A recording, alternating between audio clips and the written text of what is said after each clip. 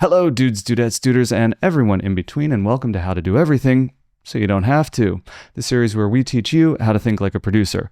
We're currently in a hiring cycle, and that means that we're looking at a lot of cover letters, resumes, and demo reels, which in turn means that we're throwing a lot of applications in the trash.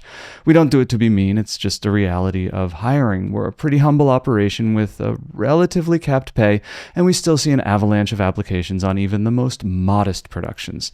The market is tough, we're feeling it, and we know that you're feeling it too. So I hope you understand that there's no joy in us vetoing applications. The reality, though, is a lot are getting scrapped. It's an attrition speed run. We might have one position open on a project, and when we do a single posting, we get 100 or 200 applications. Because of the sheer volume, the first thing we look for isn't who's right for the job. We're trying to get rid of everyone who's wrong so we can focus on appropriate applications. We don't use any automation in our screening process, and that means that I personally look at every email that comes in, read every resume, and watch every demo reel. It's a time-consuming process, but well worth it as it gives us a broad stroke view of our local film community, and what's revealed is always the same. There's a lot of really cool art being made by a lot of really creative people. While this is good for general morale, it makes hiring really hard, a process simplified by a proactive approach to deleting applications. Which leads to the question, how do you avoid getting your application removed from the stack? Well, the quickest way to catch attention is with a good show reel or portfolio. If that's the most important ingredient of a film job application, you're probably wondering what common mistakes we see in show reels. Well, strap in, because that's all we're covering in this video. Why we threw your application in the trash. Before we get into it though, I'd just like to remind you that no single item on this list is a deal breaker, but as they accumulate, it's more and more likely that we'll pass on your application. And these are things that bug us as a company. These aren't all universally reviled. These are just the trends that we see commonly enough as we review show reels, portfolios, and resumes that we felt they're worth mentioning.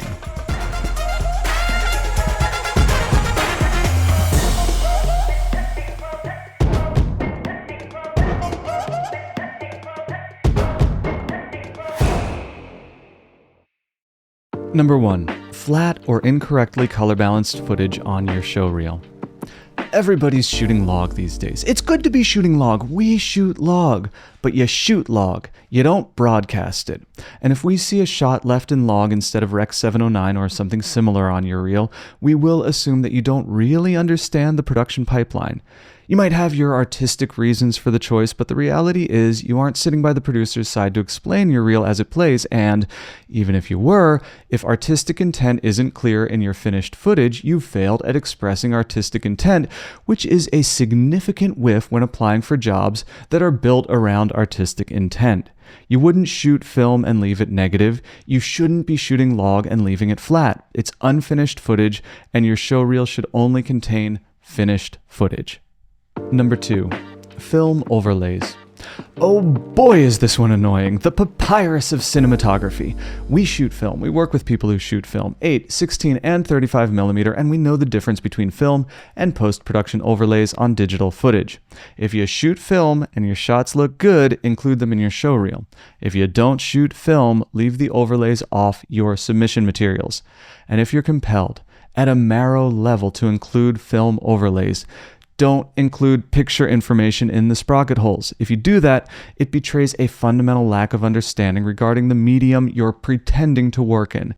It demonstrates that you saw a trend and copied it without taking the time to understand what you were doing.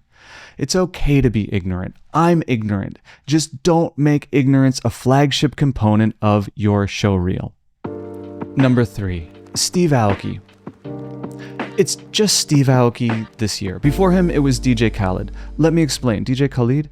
We see so many show reels that start out with a minute of footage from narrative shorts or documentaries. You know, well-composed shots, a clear vision and sense of artistic purpose, image after image, and then, because the person was at an event and they got a shot of Steve Aoki hyping up the crowd, bam. They just jam it into their show reel. Steve Aoki, no context, no other event footage, then back to the scheduled programming as if nothing happened. The problem here isn't with Steve Aoki or DJ Khaled. Khalid. The problem arises when you are shoehorning a famous person into your show reel for no reason other than the fact that they're famous. This is always noticeable, but doubly troubling when it lacks context. If your show reel is focused on documentary productions and suddenly you have one shot in a club featuring a famous and highly visible DJ, it does more harm than good for what you're trying to sell. Of course, if you're an event videographer and the rest of your reel is event footage, no worries. Steve Aoki is a perfect fit. So is DJ... I give up. But don't make the mistake of including the one shot of the most famous person you've been around just because they're famous. That does nothing to sell you as a filmmaker. All it does is tell us the most famous person you've been around when you had a camera, and being around famous people is not a job we're hiring for. Number 4. Too much footage. Your show reel should be 2 minutes long at most. 3 minutes can be justified if it's a director's reel and you have a dialogue scene that needs to breathe, but if you're hitting 5 minutes, we assume that you don't understand what a show reel is and how people use it. The cold reality is that more often than not, a producer makes up their mind about 5 to 10 seconds into your show reel, and if you're formatting your reel correctly, this shouldn't be a problem for you. In 10 seconds, we've seen at least 3 shots that you're responsible for, but we've also heard your music choice, and we've seen the fonts you feel represent you. We've received your cover letter and know whether you're applying for jobs from a Gmail address or a bespoke domain. All this adds up to a pretty clear picture of where you're at in your career. There's very little you could say in the 4th minute of your show reel that hasn't already been said. Efficient communication of information is how our business survives. If you can't communicate information efficiently, you might not be a good fit for our teams. Number 5, hard to access show reels. Look, man, don't make us work to watch. Don't keep it behind a password. If it's not meant to be public, upload it to YouTube and leave it unlisted. When you send us your show reel, you kind of get 2 clicks. We click the link and then we click play. If it's more complicated than that, we're probably out.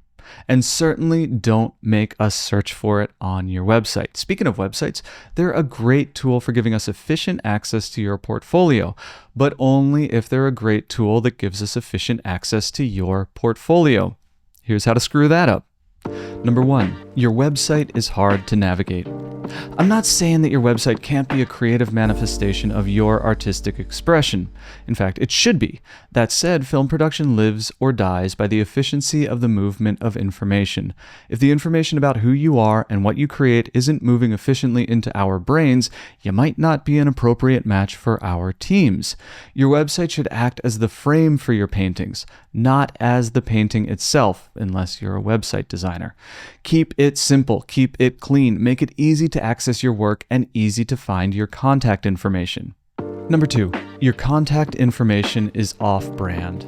Speaking of contact information, emailing from a Gmail or Hotmail isn't a death sentence for your application, but it really doesn't help.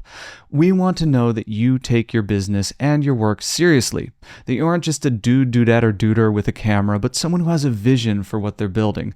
And a vision for your business includes a domain and an email address. Of course, a contact form on your website is absolutely acceptable also.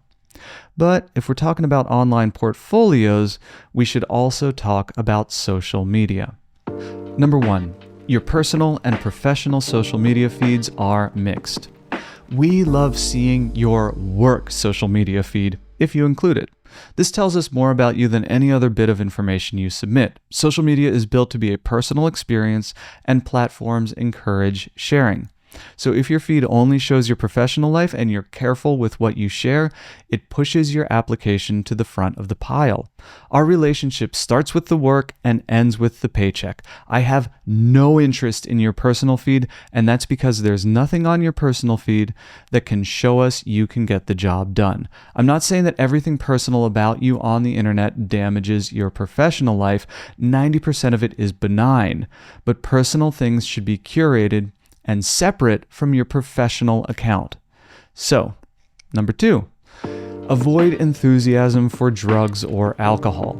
Look, we're a business, working with businesses just like any other business. We are neither lit nor turned up. You may be, and personally I am very happy for those who are lit and or turned up.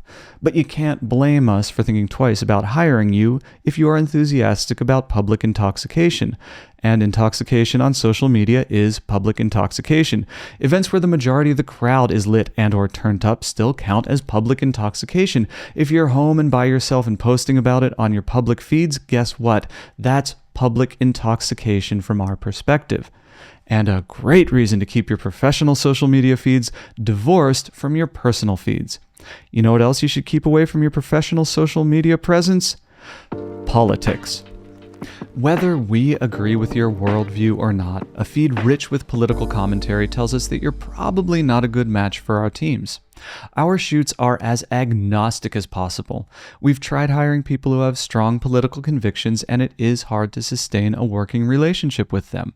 And look, I absolutely get it. There's really only one benefit to bringing your political views into your professional life, and that is that your moral compass compels you to advocate for the good that you believe in. That is a completely legitimate reason to share your political views, even if they're not solicited. I personally don't fault you for that. In fact, there's a part of my heart that curses myself for not speaking out more on the topics that I feel are important. Personally, I have a deep respect for your ability to act publicly and consistently on those convictions, even if I disagree with you at a marrow level.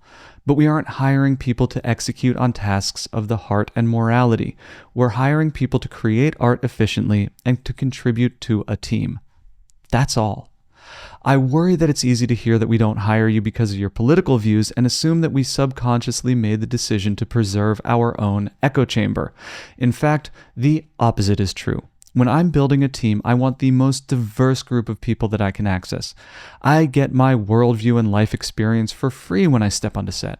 If I'm spending money on other people, I want to be accessing as many backgrounds and worldviews as possible because it returns more on the financial investment that we make. That's why, in addition to politics, we're also wary of social media feeds that are heavy on religion.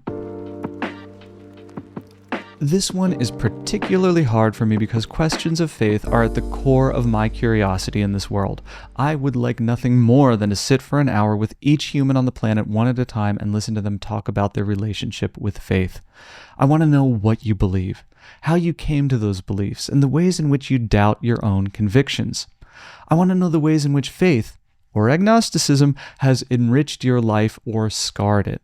Every point on the faith spectrum fascinates me.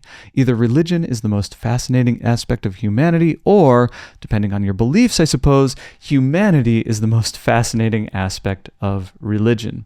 The one problem is that such concerns, compelling though they may be, don't help the production get done more efficiently. So, just like politics, if you share your faith or lack thereof compulsively, you likely aren't going to be a good fit for our teams. Again, this is because we want the most diverse group of people possible on our crews. Outspoken faith, or lack thereof, ends up restricting the scope of people we can invite on our teams. Social media is one thing, but this gets particularly thorny when such concerns show up on your resume. If we're able to discern your faith through your work history, I will personally celebrate your convictions and commitment, but it's really hard to hire you for our teams. If you're a devout follower of any religion, it might sound like you're being persecuted for your faith, and I understand that. But let me be clear, it's not like the first whiff of faith gets your application thrown in the trash, not by a long shot. The concern is whether or not an applicant can separate their personal life from their professional one, because a common expectation from our clientele is that we bring a team who does exactly that. If your faith or politics dominate your resume, it's hard for us to assume that you will leave those concerns in your car when you come onto a job site, because you already haven't. We respect you for your convictions, and more often than not, I admire you, but you still might not be a good fit for our teams. We touched on resumes, so let's jump in with both feet on that one. Here's how to blow it on your resume. Number one, it's ugly. This sounds trite, but it's absolutely legitimate. If your resume isn't clean and well-designed, why would we trust you to help us make clean, well-designed films? Nuff said. Number two, it isn't a PDF. Please just send us a PDF. We don't want JPEGs, we don't want PNGs, we really don't want Word or RTF files. PDF or nothing. Why PDF? We want to be able to copy text from your resume, particularly your email address, so we can get in touch with you. Speaking of which, if there's no contact information on your resume, we've got trouble right here in River City. I shouldn't even have to say this one. If your resume doesn't have your contact information on it, it's not a resume. It's a stupid piece of useless paper that's going in the trash. Number 4, it doesn't have active links. Make it easy for people to find out how wonderful your work is. One click, that's all it should take. You tried to pad it out. Look, if you're just coming out of college, your resume might be thin. Own it. When we're talking to college kids or folks just kicking off their career, we aren't looking for experience. We're looking for curiosity, enthusiasm, creativity, things like that. If you're padding the document you use to introduce yourself with BS, we assume you're going to pad everything you do with BS. Not a good way to start the conversation. So, there it is. Everything that drove us nuts from the last round of hires.